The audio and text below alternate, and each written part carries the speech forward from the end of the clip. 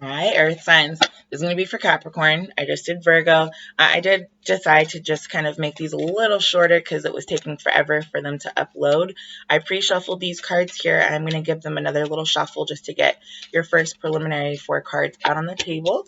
I also have decided to start doing the readings from the book, random draws from the book again, and we'll see what kind of messages come out for you guys. So I do have your cards here. And then the book that I'm drawing from today is called Science and Health with Key to the Scriptures by Mary Baker Eddy. And although I'm not religious, I do like pulling from books just for some additional enrichment of whatever message comes through for you guys. And I specifically like this one because it's got some really abstract thoughts in it that are just interesting to consider. So I'm going to go ahead and just kind of flip. Stop. Okay. We treat error through the understanding of truth, because truth is error's antidote. If a dream ceases, it is self-destroyed and the terror is over.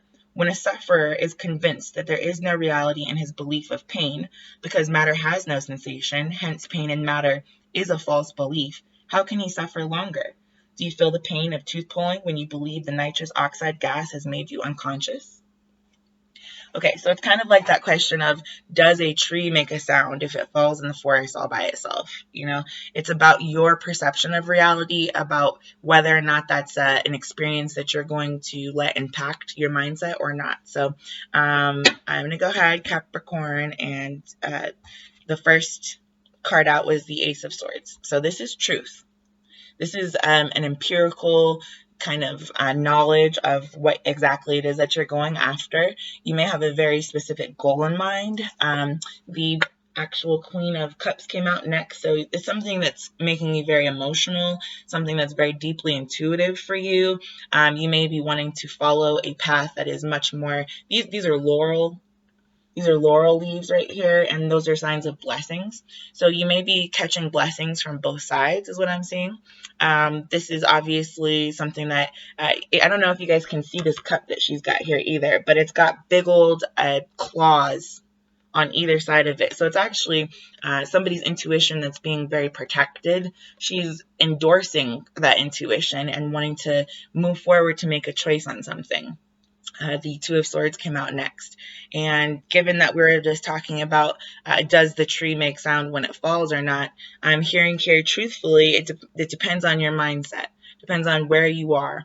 When an experience like getting your tooth pulled or knocked out of your head or whatever the case may be happens, there's an option. You can either choose to like kind of oh my gosh, my tooth is gone and be self-conscious about the gap, be completely obsessed with the way in which it came out, all of that kind of goodness. Or you can also choose to just be kind of accepting of it and say, hey, missing a tooth now, obviously after it comes out, you can't really put it back in again. Once, I guess you could, but I probably wouldn't suggest that unless, it was like a permanent tooth that got knocked a little bit out of place. That's happened to people in my family before. And the last card out was a Hierophant. So whatever it is that you're making a decision about, it's a commitment. So whether you choose to suffer through whatever situation comes your way, or whether you choose to use your intuition and make a choice about that in a different way, this is your choice, is your commitment. So I always like to say people's opinions are valid, whether you like them or not. So whether the tree fell by itself or whether it was cut down, it really doesn't matter. The tree is no longer standing. So that's a kind of the message that I'm getting here. I am back home again, so I am going to use my angel cards to get you guys some clarifications. I'm going to try to keep this video to about 10 minutes, so sorry if I'm talking a little fast, but it's just the upload time was getting ridiculous, so really needed to cut back on what was being put into these reads here. Let me just, oh, sorry, these couple cards were flipped over. Okay, well, 2 more cards came out perfectly. All right, so for the very first card out, we've got the Ace of got the Ace of Swords in the upright and the Ace of Earth in the reverse.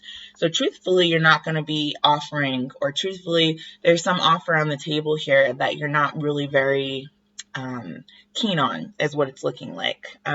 Just because of the rest of the cards that came out here, which I will show you in a minute, I am feeling like, you know, this right here is a woman looking at the, oof, this is just flying out of my hand. I don't know if you saw that, but this is a scepter that she has, and at the top of that scepter, she's looking straight at whatever kind of bubble of knowledge is there. I'm seeing that as the tree. She's looking into whether the tree is alive or dead. I don't know if you guys have heard of Schrodinger's cat paradox, but it's kind of just about a box, and there's some poison in the box with a cat, and you don't know whether the cat is alive or dead. And Schrodinger's kind of paradox is that there's a 50-50 chance that the cat is alive and a 50-50 chance that the cat is dead, and the only way to find out is by opening the box. This is how I'm seeing this, is that you've been presented with the box. You don't really know what's going on in this offer.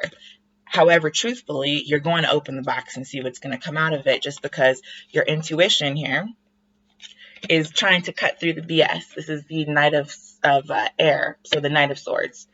Basically, somebody is rushing in with some information, trying to say, hey, your intuition is on point. Your intuition is now arrived. You now understand the full picture. You've done the consideration that you needed to do about the tree. You understand that whether the tree was cut down or whether it fell down, it's down.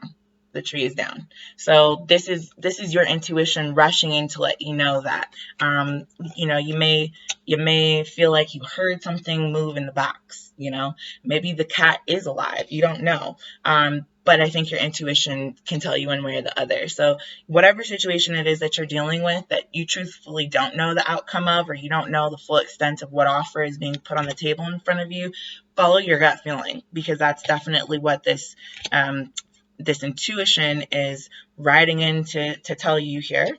And then we have the Two of Swords in the upright with the Five of Air in the reverse below it.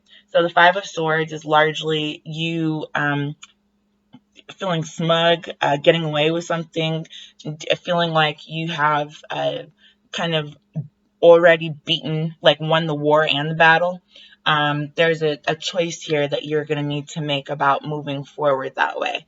Rather than moving forward in a manner, all of these unicorns on this card here are kind of facing each other. There's nowhere for them to go, is what I'm seeing.